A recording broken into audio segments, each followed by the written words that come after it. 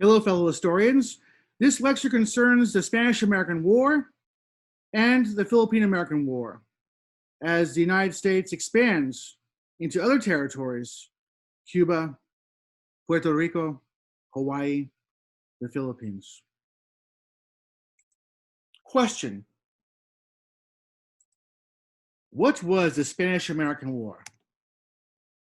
The Spanish-American War, 1898, was a military conflict between an expansionist United States and the Spanish colonial empire, or what was left of it by the late 19th century. Due to a bloody civil conflict between Cuban freedom fighters and Spain, many in the US advocated to join on the side of the rebels in the cause of freedom. President McKinley's administration diplomatically proposed that Spain grant Cuba its independence. Yet Spain would not budge and appeared to crack down in harsher ways on the rebels. When the USS Maine was sunk in Havana Harbor, most Americans believed Spain bombed the vessel. Already chomping at the bit to go to war for the cause of freedom and swelling with patriotic, righteous indignation for retaliation, the US declared war on Spain. The war lasted only several months during 1898. At the conclusion, and with the signing of the Treaty of Paris, Spain ceded Guam, Puerto Rico, and the Philippines to the United States, and finally granted independence to Cuba. Yet, Cuban independence was not total.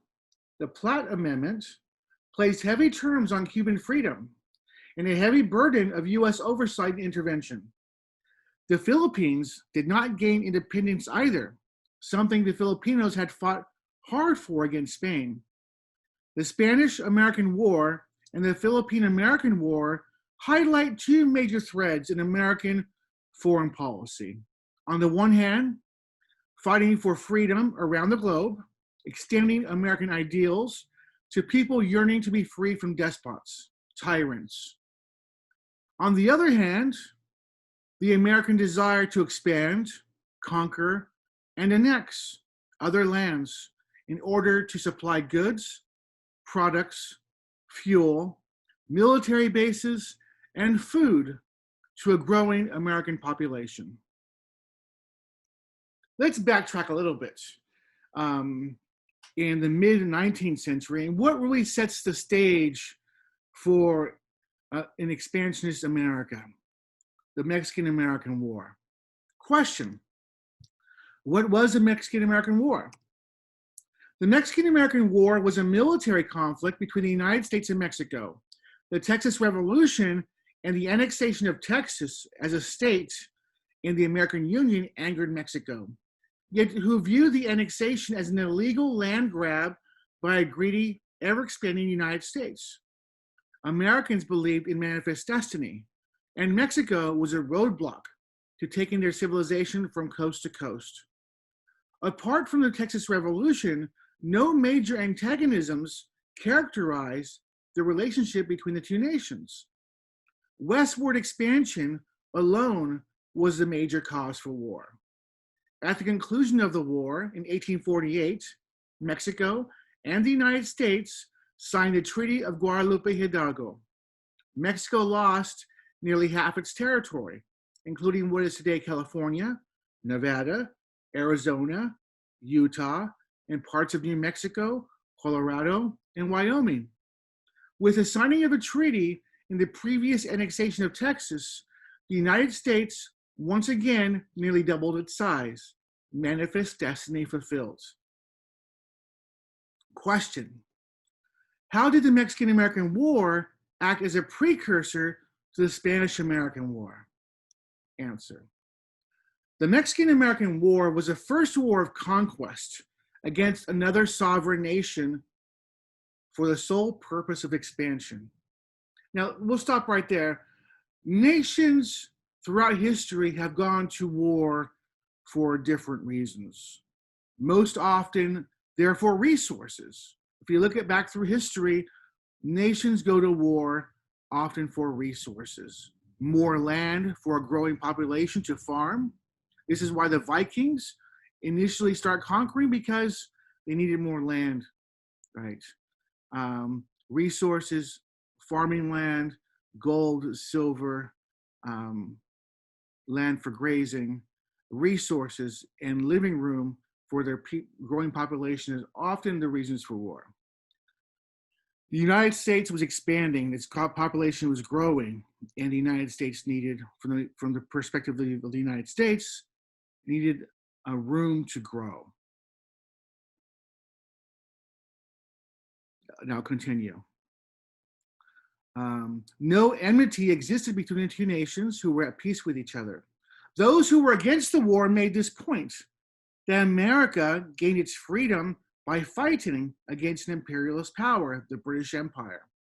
Since the American Revolution, Americans believed their fledgling nation was cast in a different mold than imperialist Europe. In one sense, for good or evil, the Mexican-American War changed America's identity into an imperialist power. The conquest of nearly half of Mexico's sovereign lands set the stage for further military expansion, viewing Latin America as its sphere of influence.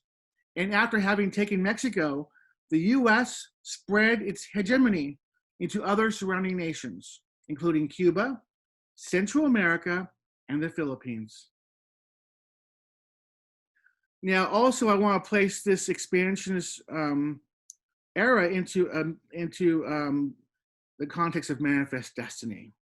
And I will, I have another slideshow on YouTube about a manifest destiny that I'd like you to view. But here are the five or six major points of manifest destiny. As the United States expands from the original 13 colonies, clear across the continent to the Pacific Ocean, and then after that to Cuba, Puerto Rico, Hawaii, the Philippines, and across the globe into the 20th century. Manifest destiny. The uniquely American idea comprises 6 main elements. A belief in, 1, in the mission of the US to conquer, redeem, and transform the Western landscape into the American image. The emphasis on mission, rooted in the Old Testament promised land concept, in the New Testament Great Commission. Now, most of you, I would say most of you have grown up in church, and you've heard your preachers and pastors and priests talk about the idea of the promised land, right? When the children of Israel first come out of Egypt, after 400 years of captivity, the Lord in the Old Testament says, I give you this promised land, go take it. And they listened to the Lord. In some ways they did, some ways they didn't. I'm just telling you what the Bible says. But the land was promised by God for them to take. And America also believes at this time that God has given them this land to take in many ways as the God of the Old Testament, Yahweh, Elohim, Jehovah, gave the promised land in the Holy Land for the Hebrews to take. And also the New Testament, the Great Commission, right? After Christ resurrects and appears to his apostles, Acts chapter 2, he says, Mark 16. I think it's Mark 16. Mark 15, verses 16 to 20. It's in Mark. He says, go into all the world and preach the gospel to every creature. This is the Great Commission that Christians have. So these two concepts are inextricably tied to the manifest destiny idea. The Old Testament promised land concept and the New Testament Great Commission. Number 2, a belief in an undeniable destiny to accomplish the above providential duty, like the biblical calling. Number 3, a belief that God himself handpicked America and the Americans as his chosen people to accomplish the above points, to spread civilization, progress, technology, Christianity, education, and American ideals, foremost American ideals, all the way to the Pacific Ocean. This is firmly rooted in the Old Testament Torah chosen people concept. And all that concept entails hyper self-worth compared to native peoples, racism, genocide, in a vast territory for the taking. Number 4, a belief in American exceptionalism. This is very important to understanding American history and American ideals. That there's a belief that, and you still hear it today, right? So many people will say this. Politicians say it, pastors say it, people on the street say it, your parents might say it, you might say it, that America is the greatest nation on earth. Why do we say that? Is it true? There's a belief throughout American history that America is the greatest nation on earth. That America is exceptional. And I think it's all tied together, right? This belief that God is blessing America. Not only is God blessing America, but God blesses America more than any other nation. That He is somehow, America is His temple, and Americans are a special people. So in that way, as God's chosen people, America is exceptional. But not only from a biblical standpoint, also from an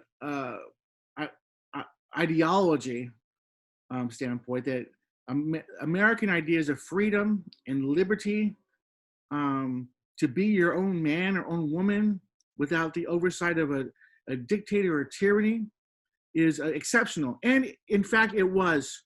When the American rebels overthrew the British Empire, at that point in time, it was exceptional. It was amazing, because it was the first time in history that a nation was being created by the people, for the people. It had never been done before.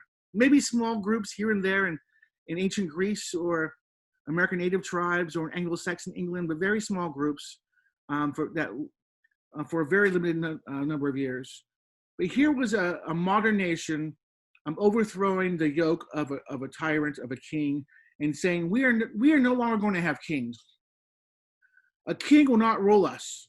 This new nation is founded upon liberty and freedom.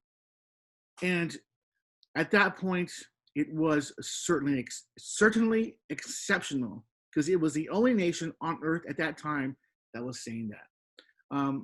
America was so exceptional that it influenced other nations throughout the world in the coming years.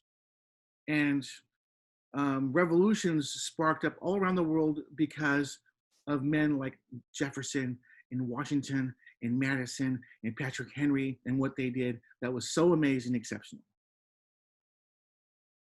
So I'll read this again. In American exceptionalism, a belief that the special virtues and character of the U.S.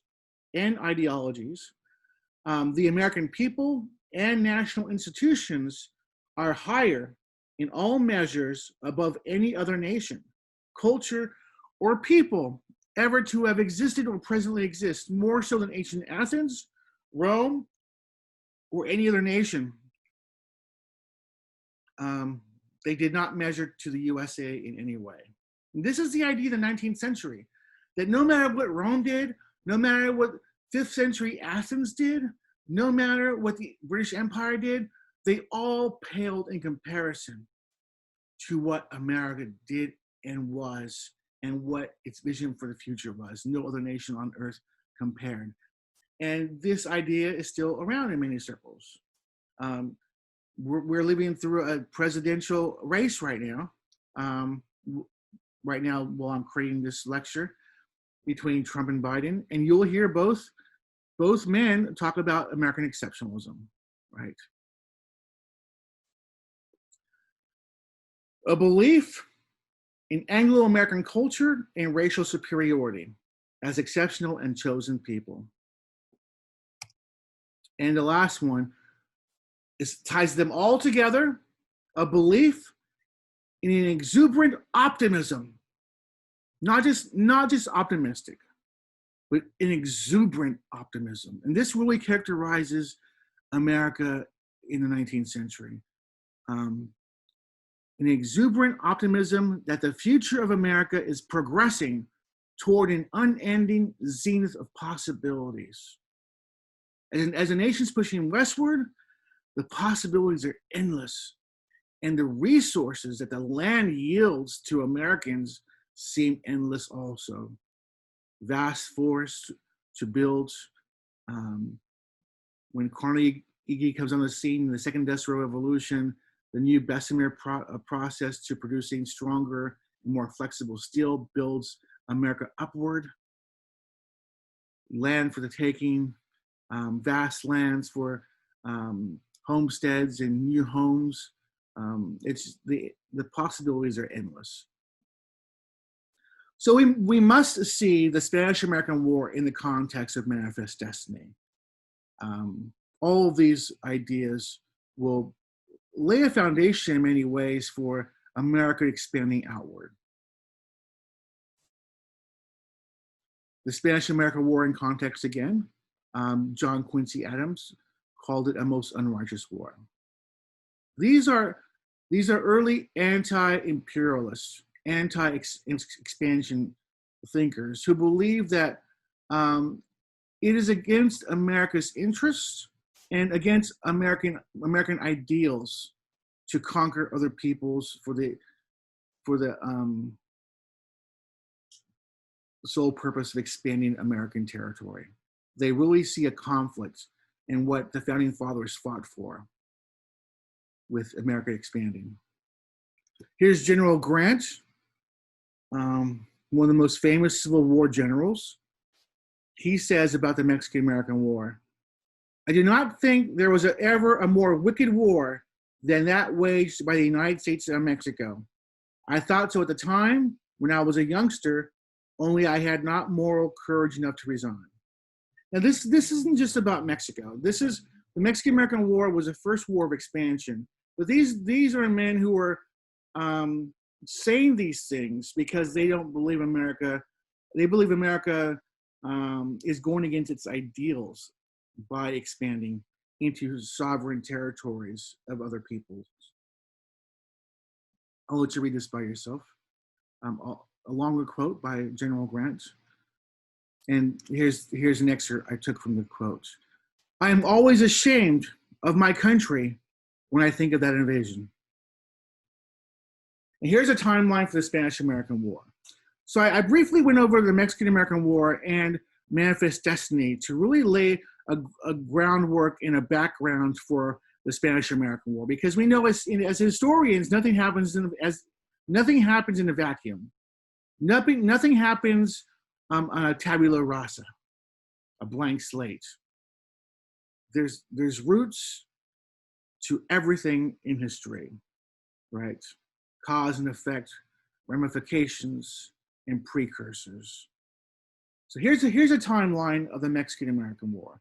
I'd like you to read every date, but if you were in my class, the dates in red are ones I'd like you to memorize for the exam. 1898, the sinking of the USS Maine in Havana Harbor. 1898, April, the US declares war on Spain. 1898, the passage of the Teller Amendment. The Teller Amendment is a document that is issued that keeps the president and the administration from taking over Cuban territory.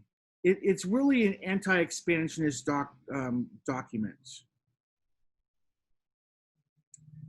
In 1898, the San Juan Hill, taken by Roosevelt's Rough Riders.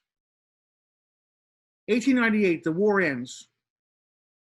Treaty of Paris, signed by the US and Spain, ending the Spanish-American War. But the US annexes the Philippines and does not grant the Philippines its independence. The Filipinos are enraged and they feel offended by the United States because the Filipinos fought side by side with the US against Spain in the Philippines. And they believed that that they were going to be granted their freedom and independence when the war was over. But in expansionist America,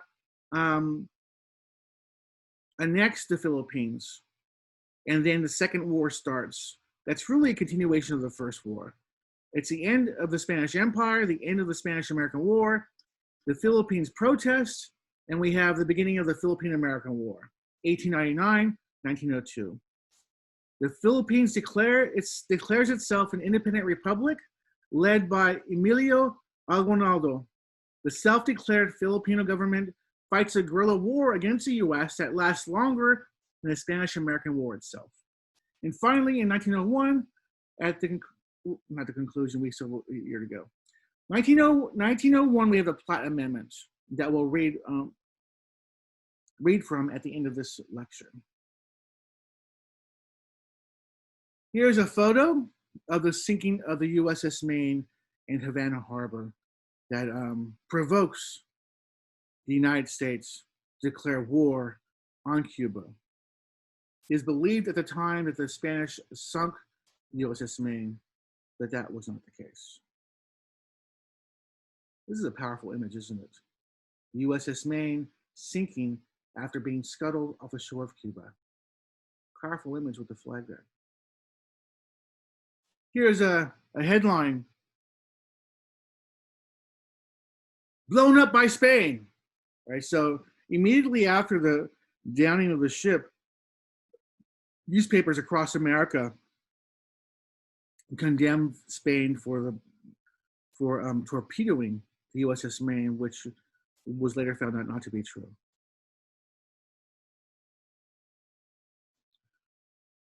One term comes out of the Spanish-American War called yellow journalism. Now I'll just read this out. Yellow journalism and the yellow press are terms for a type of American journalism that prints sensational news with eye-catching headlines that provoke an immediate knee-jerk response from readers. With little to no care taken for professional research, yellow journalism newspapers are more concerned with hooking viewers' attention and selling newspapers than reporting factual, unbiased news. First coined in the 1890s during the newspaper war between Joseph Pulitzer's New York World and William Randolph Hearst's New York Journal, the term has become associated with the downing of the USS Maine and Spanish-American War. In the past, historians have attributed America declaring war on Spain in large part to the provocation of yellow journalism headlines, spurring the anger of Americans against Spain. Yet in recent years, most historians now deny that the so-called yellow journalism played a substantial role in the US declaring war on Spain. Other factors played a more significant part.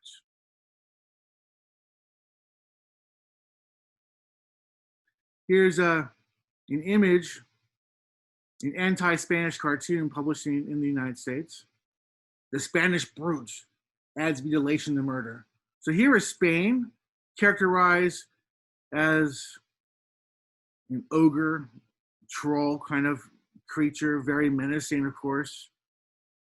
And you see there's US soldiers in the background. Not only does he kill US soldiers, but he mutilates them.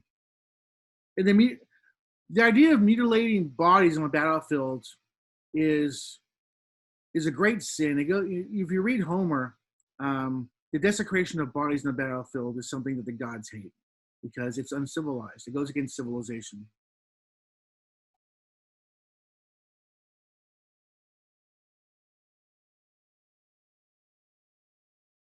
Here is another propaganda anti-Spanish cartoon.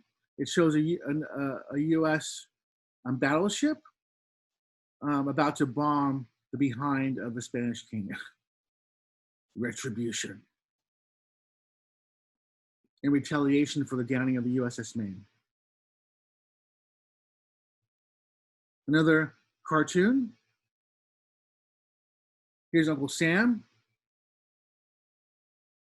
angered by the downing of the Maine, but also angered by the treatment of Cubans at the hands of Spain. So as I mentioned before the downing of the USS Maine, there are many Americans in America who wants to go fight on the side of the rebels because they believe Spain is treating them very harshly and starving them and brutalizing them and placing them in camps where they're starved to death like we see here.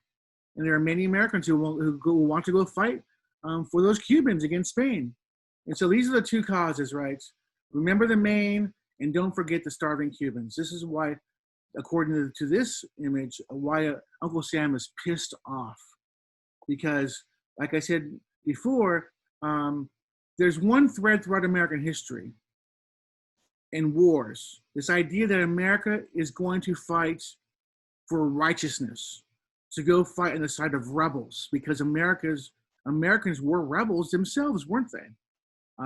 Jefferson, Madison, Henry, these were rebels. If they had lost the war, they would have been traitors forever in history books. But they won, so they became founding fathers and heroes. But there's a rebellion, a rebellious streak in American character, right? That wants to support the underdog, that wants to support freedom fighters who are fighting against tyrants. And so Uncle Sam is pissed off because the Spanish Empire is starving these people who only want freedom and liberty. So he's mad because of this, and he's mad because of the Maine. And he has his fist clenched. He wants to go kick some ass. The Teller Amendment. I mentioned that in the timeline. And there are many politicians and thinkers in America, like we just saw with Grant and Adams, who were concerned about American imperialism, concerned about an expansionist America taking over sovereign lands from other nations. So Teller, Senator Teller, I'll read this out. On April 1898, Senator Henry M. Teller set forth an amendment to the U.S. Declaration of War against Spain. It proclaimed that the United States would not establish permanent control over Cuba. The Teller Amendment stated, hereby disclaims any disposition of intention to exercise sovereignty, jurisdiction, or control over said island except for pacification thereof, and asserts its determination, when that it is accomplished, to leave the government and control of the island to its people.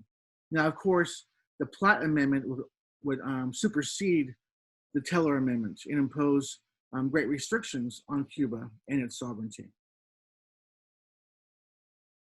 Here are a few people I'd like you to know. Foremost, President William McKinley. And I use this word POTUS, not in any disrespect, but that's an acronym that's being used now today to just refer to presidents. President of the United States.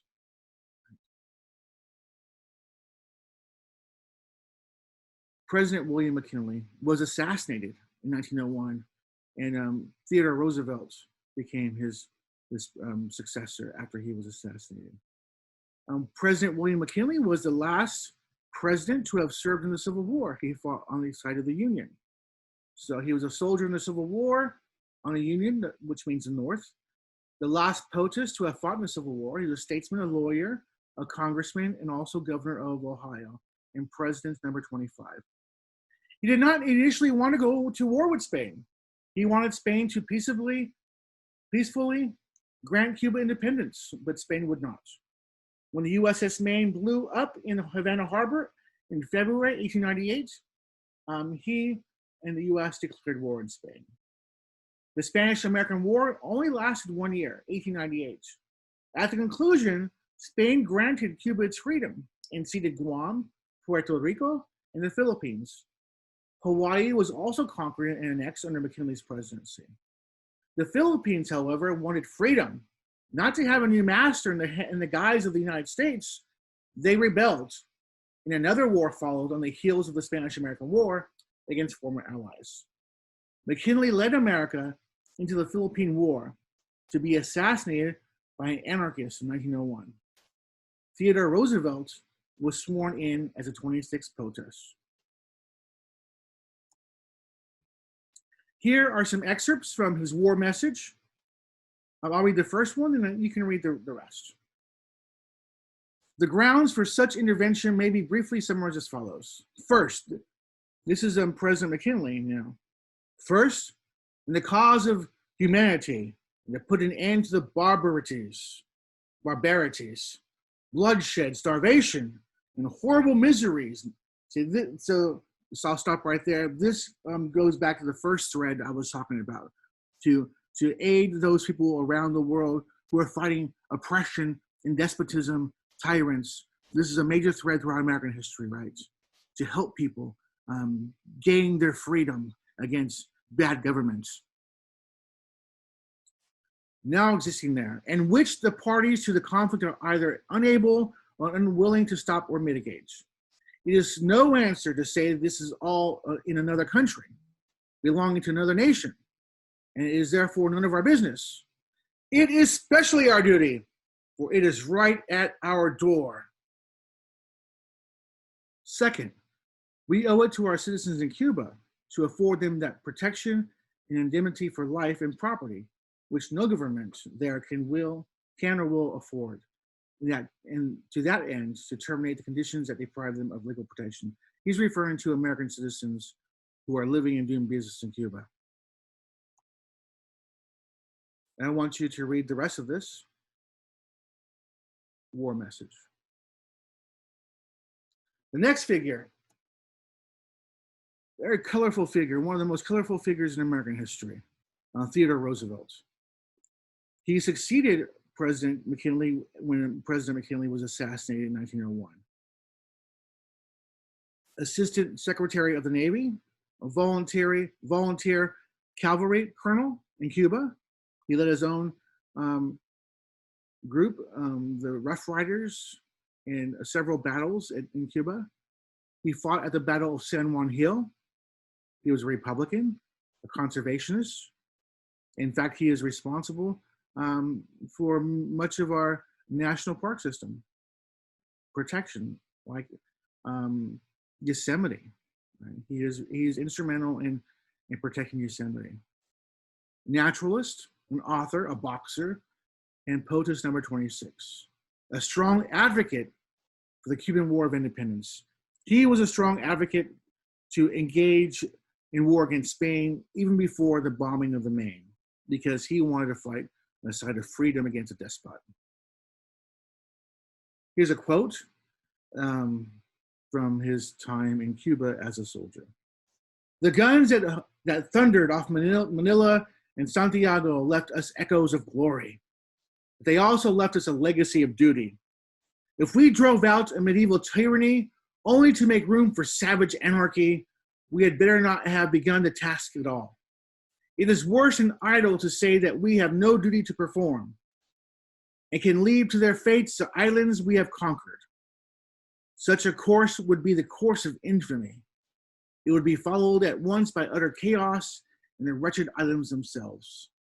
Some stronger, manlier power would have to step in and do the work, and we would have shown ourselves weaklings, unable to carry to successful completion the labors that great and high-spirited nations are eager to undertake. That's a powerful quote of the time period. This is really, it really speaks to manifest destiny and all that entails. Conquering lands, overtaking lands because Americans know how to rule and service those lands more than the natives actually do. And ideas of manliness and duty and glory. Theodore Roosevelt, 1899. Here's a great picture of the Rough Riders. If you have a chance to read about the Rough Riders, it's a very interesting history, colorful history. There are cowboys, there are Ivy League students in there, scholars, there are frontiersmen. It's really a group made for a movie. Pretty interesting bunch. Here's TR. He had unique outfits made for his Rough Riders. He was a showman. He was a showman and an exhibitionist. So he really glorified what he did in Cuba and made his Battle of San Juan Hill famous through his writings. Much like Julius Caesar did when he conquered Gaul. Very similar. Great pictures. The Rough Riders heading to Cuba aboard the steamship Yucatan. Another figure I want you to know, Henry Cabot Lodge was a strong advocate for Cuban War of Independence, a Republican politician, historian, and senator from Massachusetts. And here's a quote from him. We, the United States, represent the spirit of liberty and the spirit of the new time. And this is really manifest destiny. That America is the nation of the future, right? The nation of the future, futurity.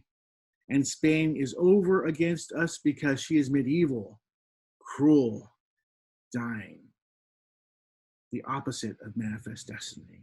The retrograde medieval Spanish Empire that's best left to the history books and has no part of the future, no part of America's future. It needs to be destroyed. Another powerful figure during this time, Emilio Aguinaldo, who was the freedom fighter in the Philippines, who first fought against the Spanish Empire for freedom. His heroes were Jefferson and Washington and Adams, who the founders of America, who he looked to for inspiration because he saw himself as the father in many ways of the Philippine nation, fighting for freedom against an empire and fighting on the side of America against the Spanish Empire. And once Spain is defeated, he believes that America will be on his side and realize Spanish or Philippine independence. But America overtakes the Philippines and does not grant them their freedom. You see, here's the conflict. Because on the one hand, America is fighting against the empire of Spain.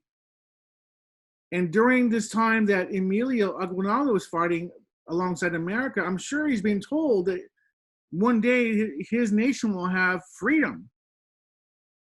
But after the war, the other thread in American history,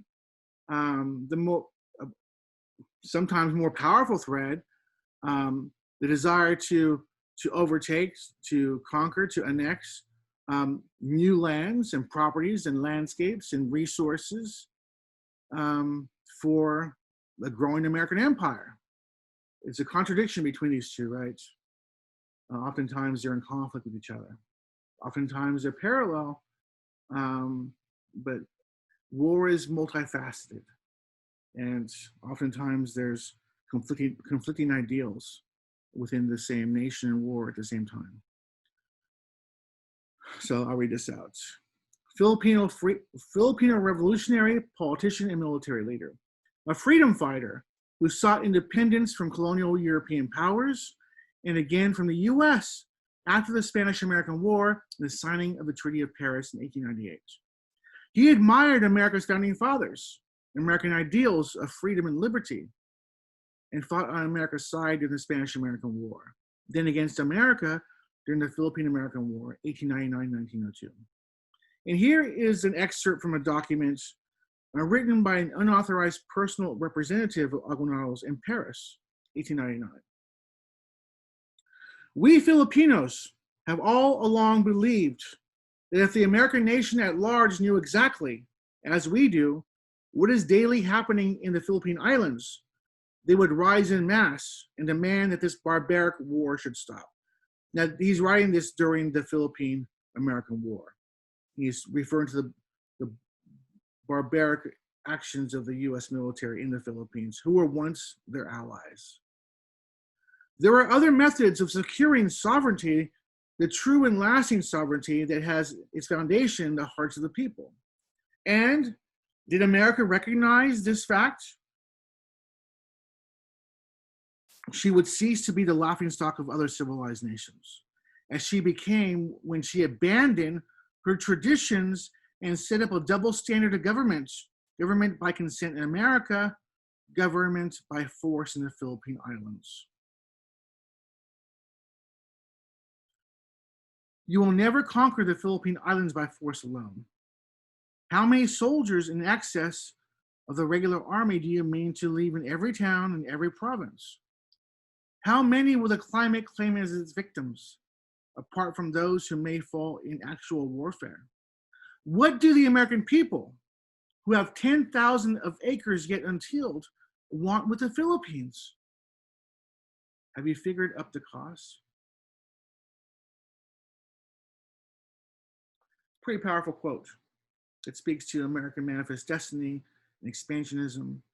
I'm a freedom fighter, and in the same cloth as Jefferson and Madison and Patrick Henry and Washington and Adams. He's asking America, you have all this land. It's not even farmed yet. Millions of acres. What do you want with the Philippines? Why do you want to conquer us? We want the same things that you do: freedom and liberty and a home and a job, right? During this war, a group started called the Anti-Imperialist League. And I bring this up because starting with the Mexican-American War, there are voices who say we cannot do this, or we should not do this. President Lincoln, before he was president, he was a young senator in Washington, spoke out vehemently against the Mexican-American War, which was, as I said previously, America's first war of conquest. And Lincoln and other people during that time saw it as unjust. We read that quote from Grant. And during this time, during the Philippine American War, the Anti-Imperialist League is created.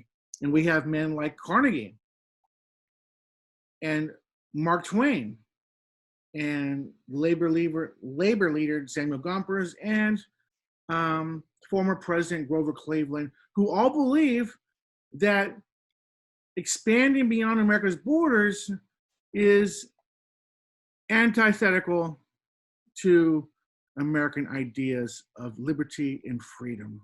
That those liberties and freedom that Jefferson set forth in the Declaration of Independence are not only for Americans, but this is a document for all people in all ages.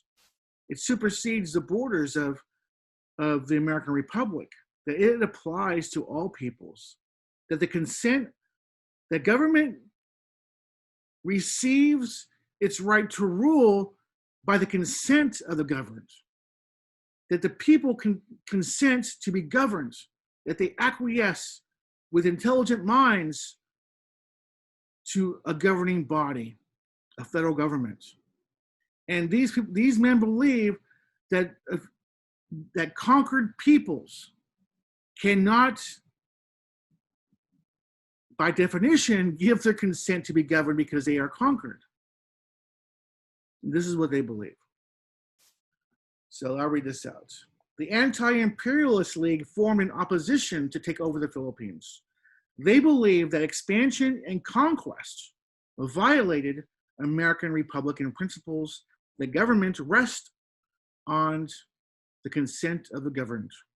Conquered peoples do not give their consent. By definition, they can't. The League was short-lived as American expansionist politicians and ideas won out.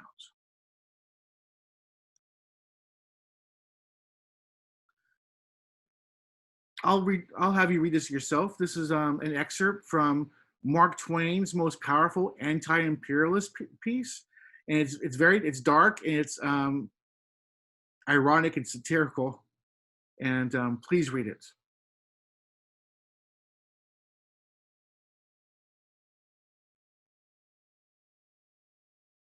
A photo of U.S. soldiers in the Philippines during the Philippine American War. And many of these soldiers would have been fighting on the side of the Filipinos just a year earlier.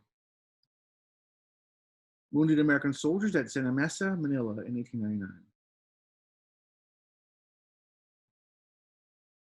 20th Kansas Volunteers marching through Calhoun at night, 1899, Philippines. A group of Filipino combatants laying down their weapons during their surrender, 1900. I'm sure these men would have been conflicted because many of these men would have fought on the side of America just a year before, 2 years before. and had great respect and admiration for America and American ideals. But then felt compelled to fight against America because America just took Spain's place as an occupier. The 24th U.S. Infantry, primarily made up of African American soldiers in the Philippines, 1902. Here's some anti-imperialist cartoons. They're pretty powerful. So up here, it says, the consent of the governed is a good thing in theory, but very rare in fact. England has governed her colonies, whether they consented or not. By not waiting for their consent, she has greatly advanced the world's civilization.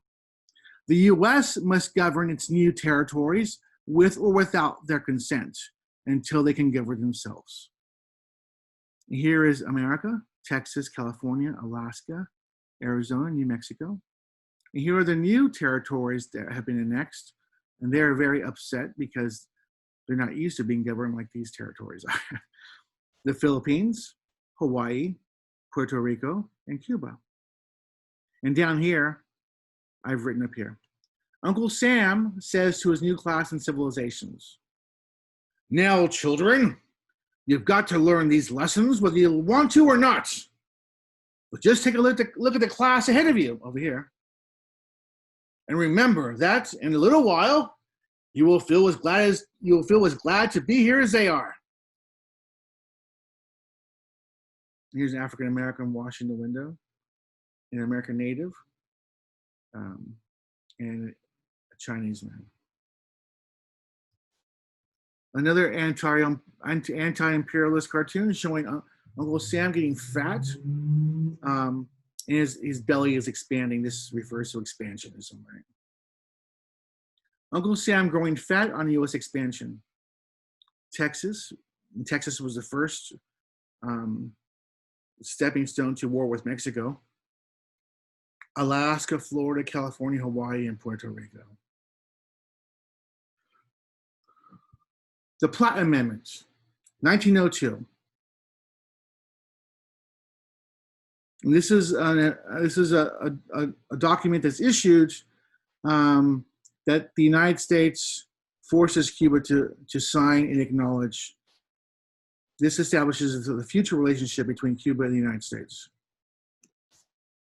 That the government of Cuba shall never enter into any treaty or other compact with any foreign power or powers which will impair or tend to impair the independence of Cuba, nor in any manner authorize or permit any foreign power or powers to obtain by colonization or for military or naval purposes or otherwise, lodgment in or control of any portion of the said island.